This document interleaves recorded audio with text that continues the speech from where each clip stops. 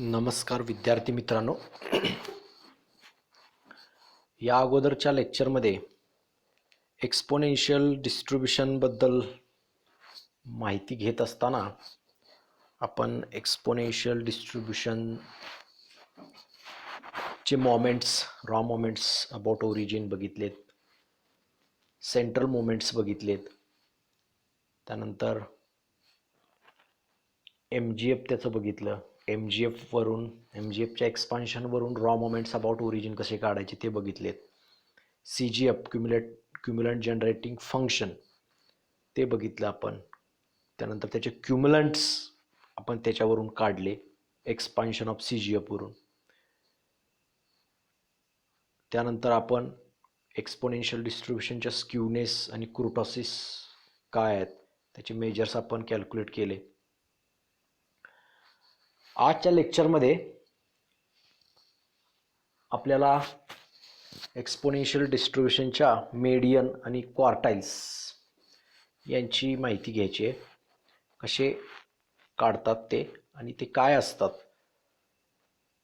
Median आणि quartiles. तर median calculate करत असताना आपल्याकडं आपला रँडम व्हेरिएबल एक्स जो आहे तो exponential distribution with theta follow करतोय. आणि मेडियनबद्दल एक गोष्ट आपल्याला माहिती आहे की मेडियन हा काय असतो आपला, तर डेटामधलं मिडलचं ऑब्झर्वेशन असतं. डेटा दोन पार्टमध्ये डिवाइड होतो मेडियनमुळं. त्यामुळं मेडियनबद्दल आपल्याला एक गोष्ट माहिती आहे. प्रोबॅबिलिटी डिस्ट्रीब्युशनमध्ये मेडियनची डेफिनेशन आपण बघितली. काय तर probability that x is a less than equal to median is equal to 1/2. मेडियनपेक्षा मेडियन कधी म्हणायचं तर त्या पर्टिक्युलर व्हॅल्यूपेक्षा एक्स लहान असण्याची शक्यता ही जर 1/2 असेल तर आपण त्या व्हॅल्यूला यम ही व्हॅल्यू आपण तिथं म्हटले तर यम ह्या व्हॅल्यूला मेडियन म्हणू शकतो, अशी ती डेफिनेशन आहे. मग त्याच्यावरून आपण यमची व्हॅल्यू काय आहे ते काढू शकतो ते सॉल्व करून. तर मग इथं सॉल्व करण्यासाठी आपण काय करणार आहे तर इंटिग्रेशन. आता हे median probability that x is less than equal to median और लेस दॅन इक्वल टू यम जो आहे तो यम पॉईंटपर्यंतचं CDF असल्यासारखं आहे ते. तर त्यासाठी आपण जो फॉर्म्युला वापरणार आहे तो काय तर integration 0 to m fx dx is equal to 1/2. मग ती यमची व्हॅल्यू काय येते ते आपल्याला बघायचं आहे. That will be the median value of median. So next integration 0 to m theta e raise to minus theta x dx is equal to 1/2. Theta परत तुमचा कॉन्स्टंट आहे त्यामुळे काय होईल इंटिग्रेशनच्या बाहेर येईल. त्यामुळे theta into integration 0 to m e raise to theta x dx is equal to 1/2. मग हे जर मी इंटिग्रेशन सॉल्व केलं तर मला काय मिळेल इंटिग्रेशन बघा.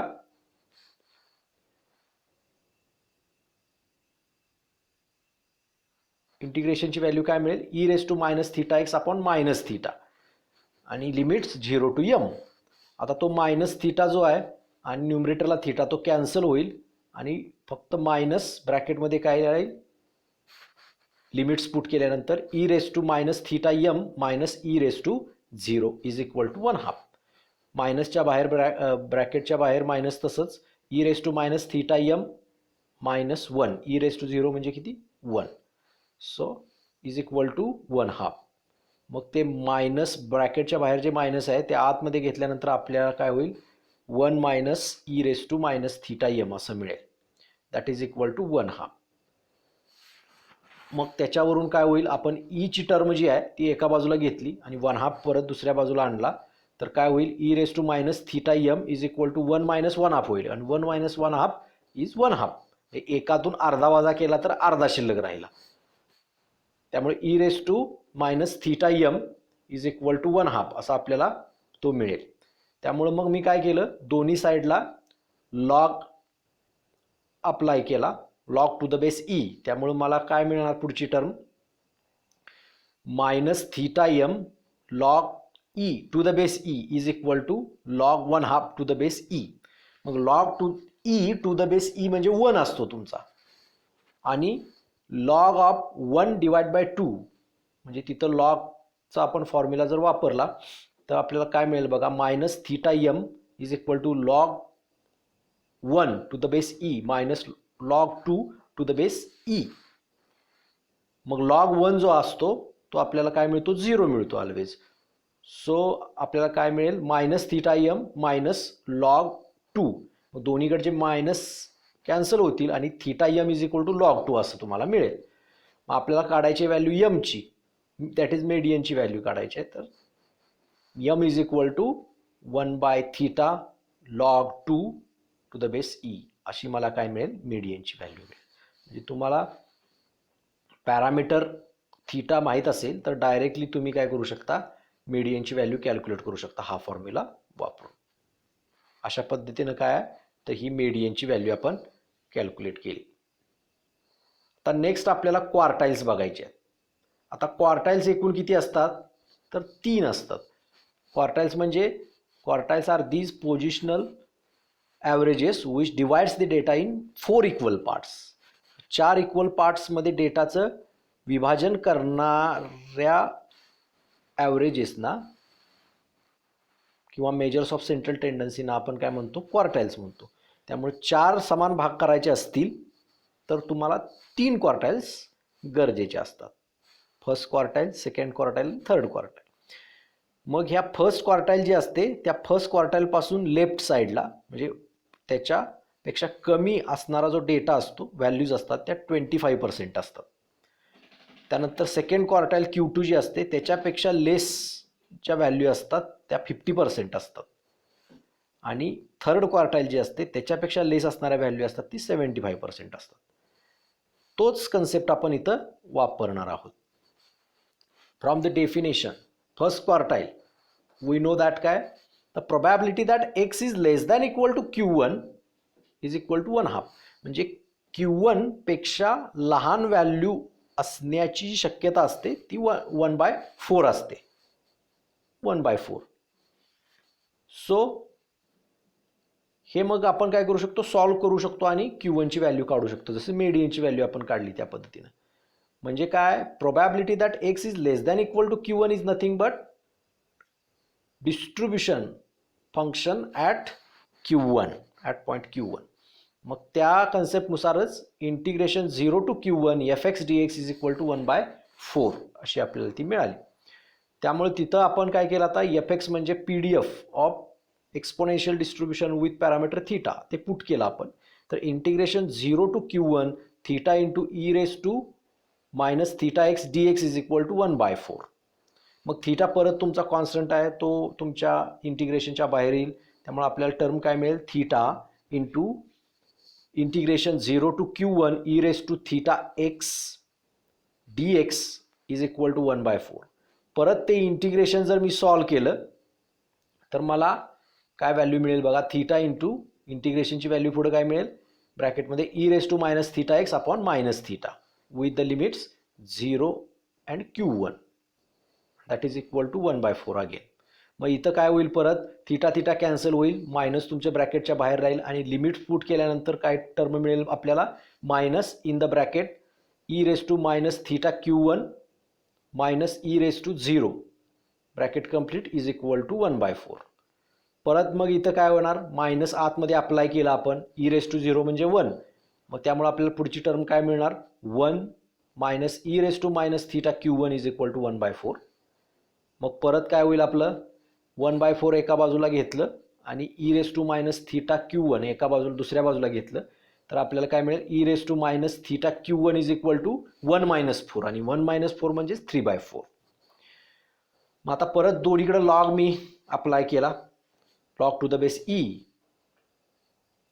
त्यामुळं जो ईची पॉवर आहे ती काय होईल, मल्टिप्लायर होईल लॉगला. So minus theta Q1 log E to the base E is equal to log 3/4 to the base E.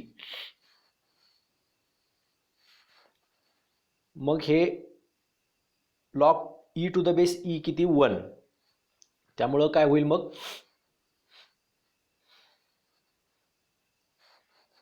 Q1 एका बाजूला आपण घेतलं मग तर काय होईल, हा मल्टिप्लायर मायनस थिटा जो आहे तो काय होईल तिकडं डिवाइड होईल. So Q1 is equal to -1/θ log 3/4 to the base e. आता हे सिम्प्लिफाय पण आपण कसं करू शकतो, आता डिनॉमिनेटरला थिटा आहेच, लॉग 3/4 म्हणजेच काय होणार, लॉग मायनस तो तसाच आहे ब्रॅकेटमध्ये log 3 मायनस log 4 होणार, पण तो मायनस आतमध्ये जर अप्लाय केला आपण न्यूमरेटरमध्ये तर log 4 मायनस log 3 अशा पद्धतीने तुम्हाला ते मिळेल. त्यामुळे log 4 minus log 3 divided by theta केलं की तुम्हाला Q1 ची व्हॅल्यू मिळेल. This is another form of Q1. आता नेक्स्ट आपल्याला काढायची आहे ती म्हणजे सेकंड क्वार्टाईल. आता second quartile is nothing but median which divides the data in 2 equal parts. त्यामुळं Q1 Q2 जो आहे second quartile Q2 is equal to median. So Q2 जो आहे तो आपण मेडियन असल्यामुळे तो आधी वरतीच कॅल्क्युलेट केला आहे. त्यामुळं आपल्याला Q2 ची व्हॅल्यू काय मिळेल, 1/θ इंटू log 2 किंवा log 2 to the base e upon theta. अशा पद्धतीने आपल्याला सेकंड क्वार्टाईल जो आहे तो आपल्याला मिळेल. आता आपल्याला काढायचं आहे काय थर्ड क्वार्टाईल. तर परत आपल्याला काय माहिती आहे, for Q3 we know that probability that x is less than equal to Q3 is equal to 3/4. म्हणजे Q3 थर्ड क्वार्टाईल पासून कमी असणार व्हॅल्यू, थर्ड क्वार्टाईल पासून व्हॅल्यू कमी असण्याची जी प्रोबॅबिलिटी आहे ती किती असते, 3/4 असते. सो हे परत आपण म्हणजे काय तर ॲट Q3च्या ठिकाणी किंवा ॲट पॉईंट Q3चं ते काय आहे डिस्ट्रीब्युशन फंक्शन आहे. त्यामुळे त्या कन्सेप्टनुसार integration over 0 to Q3 fx dx is equal to 3/4 असं आपल्याला आहे.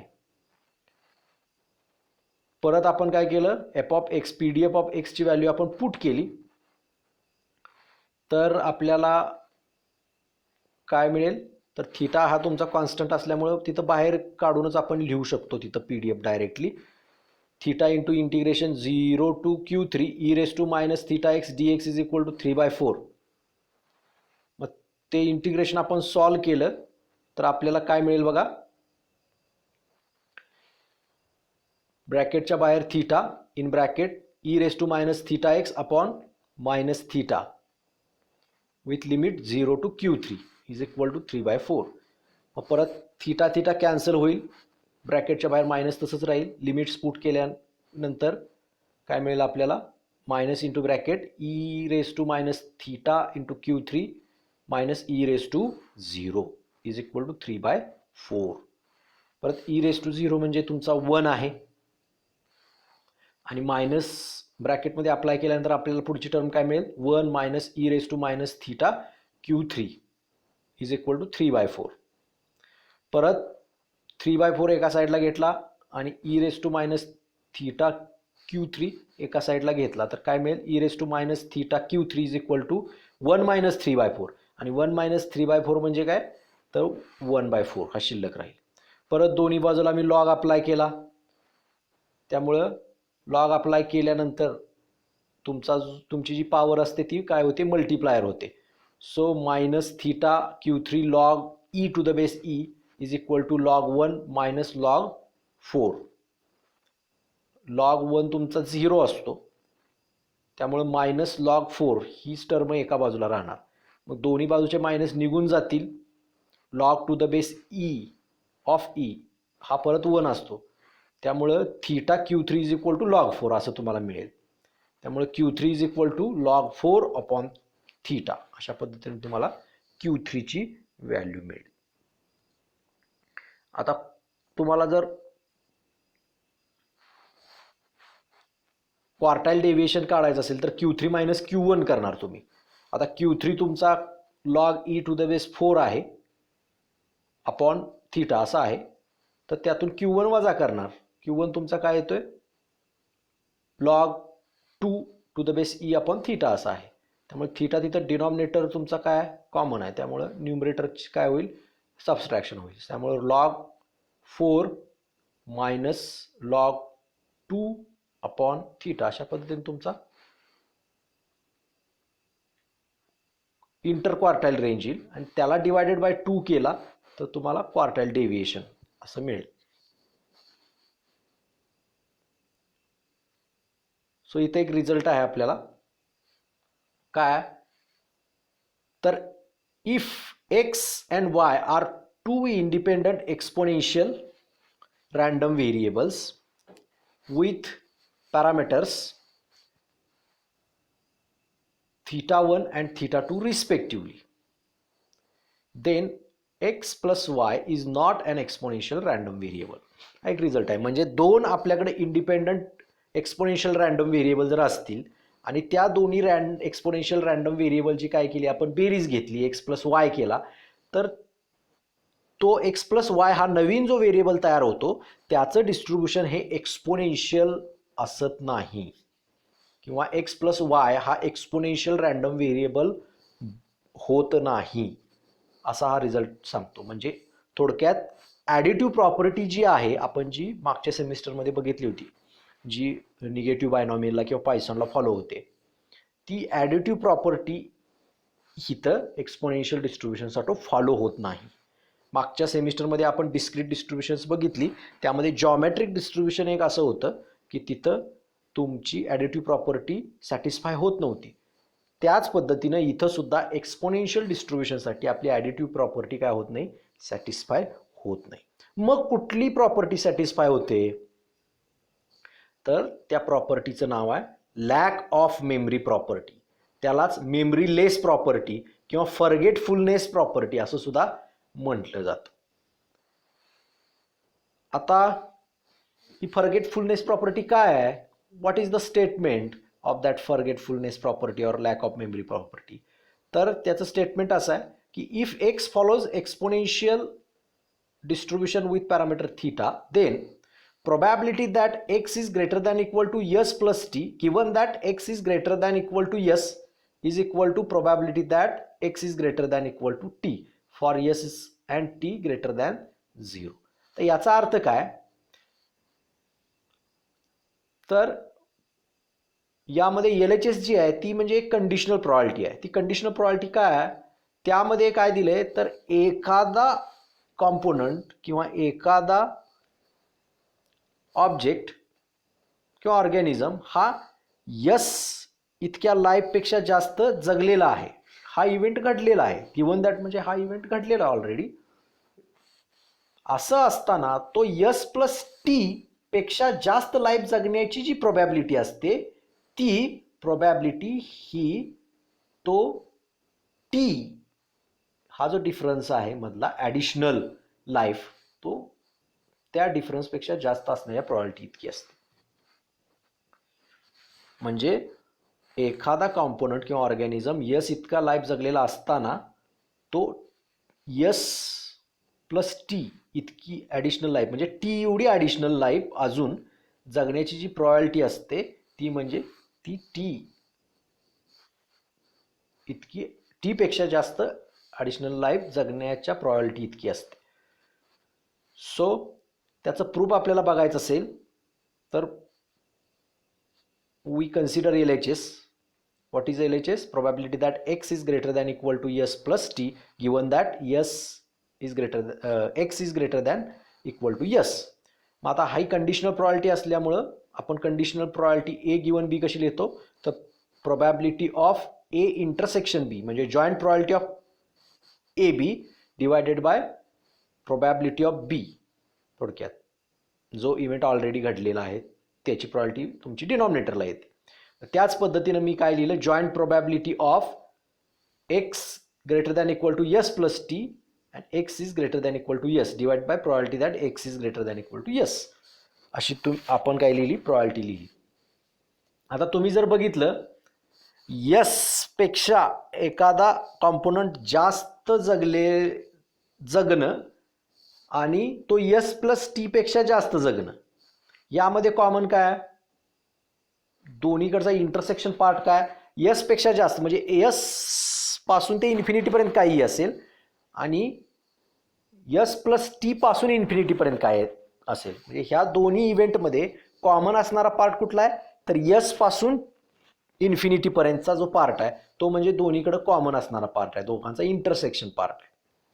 त्यामुळं त्या दोघांचा intersection x is greater than equal to s plus t असा येईल. त्यामुळे त्याची प्रोबॅबिलिटी आपली काय आली, न्यूमरेटरला आली, divided by probability that x is greater than equal to s, असं आपल्याला लिहू शकतो. त्याला इक्वेशन 1 म्हणूया.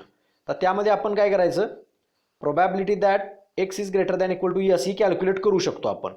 यसपेक्षा जास्त जगण्याची प्रोबॅबिलिटी जी आहे ती आपण कॅल्क्युलेट करू शकतो. कशी करणार, तर आपल्या फॉर्म्युल्यानुसार probability that x is greater than equal to s is nothing but integration from s to infinity f x d x. तुमचा एफ एक्स म्हणजे पी डी एफ जो आहे तो theta into e raise to minus theta x d x असा आहे. त्यामुळे तो तिथं पुट केला दुसऱ्या स्टेपमध्ये आपण. परत तिथं थीटा तुमचा काय कॉन्स्टंट आहे त्यामुळं इंटिग्रेशनच्या बाहेर येईल. परत ते इंटिग्रेशन जे आहे ते काय मिळेल, e raise to minus theta x upon minus theta with limit s to infinity. परत तो थीटा थीटा कॅन्सल होईल, ब्रॅकेटच्या बाहेर मायनस येईल, ब्रॅकेटमध्ये e raise to minus infinity minus e raise to minus theta x अशा पद्धतीनं ते येईल. मग मायनस आतमध्ये अप्लाय केल्यानंतर काय होईल, e raise to minus theta s minus e raise to minus 1 upon e raise to plus infinity. तिथं मायनस इन्फिनिटी झालं आहे कारण e raise to minus infinity म्हणजेच 1 upon e raise to infinity. तिथं ई रेस टू इन्फिनिटी पाहिजे. आता e raise to infinity that is infinity and 1 upon infinity is 0. So तुमची probability that x is greater than equal to yes काय मिळेल, e raise to minus theta s. Similarly तसंच probability that x is greater than equal to s plus t आपण केलं तर आपल्याला काय मिळेल, e raise to minus theta into bracket s plus t अशी तुम्हाला ती मिळेल. आणि काय मिळेल, probability that x is greater than equal to t ही काय मिळेल परत e raise to minus theta t. Similarly वरती जशी आपण प्रोबॅबिलिटी काढली, probability that x is greater than equal to s या इव्हेंटची जशी प्रोबॅबिलिटी काढली त्याच पद्धतीनं ह्या प्रोबॅबिलिटीज आपल्याला मिळतील जर सॉल्व करायच्या म्हटल्या तर. आपण इथं सॉल्व केल्या नाहीत पण त्याच पद्धतीनं त्या फॉर्मॅटमध्येच आपल्याला मिळणार. मग ह्या सगळ्या प्रोबॅबिलिटी आपण इक्वेशन 1 मध्ये पुट केल्या तर आपल्याला इक्वेशन 1 काय मिळेल बघा, probability that x is greater than equal to s plus t given that x is greater than equal to s is equal to e raise to minus theta into bracket s plus t upon e raise to minus theta s. मग आता तुमचं काय, न्यूमरेटरमध्ये घातांकाची बेरीज वाटते आपल्याला तिथं. त्यामुळं त्याचा आपण बेस सेपरेट करून जर लिहिला तर कसं होईल आपल्याला, ते e raise to minus theta s into e raise to minus theta t divided by e raise to minus theta s तसंच आहे. ते e raise to minus theta s न्यूमरेटरचं आणि e raise to minus theta s डिनॉमिनेटरचं ते दोन्ही cancel होईल आणि शिल्लक काय राहील, e raise to minus theta t. आता e raise to minus theta t काय आहे वरती आपण बघितलं तर probability that x is greater than equal to t आहे. त्यामुळे त्याच्याबद्दल आपण काय लिहू शकतो, probability that x is greater than equal to t and that is nothing but the R H S of our statement. So we can write probability that x is greater than equal to s plus t given that x is greater than equal to s is equal to probability that x is greater than equal to t. This is nothing but the proof of memoryless property or lack of memory property. आता याचं interpretation काय, म्हणजे काय नेमकं ही property काय सांगते तुम्हाला, what is a real life interpretation of the memoryless property. तर suppose x is a lifetime of an electronic component,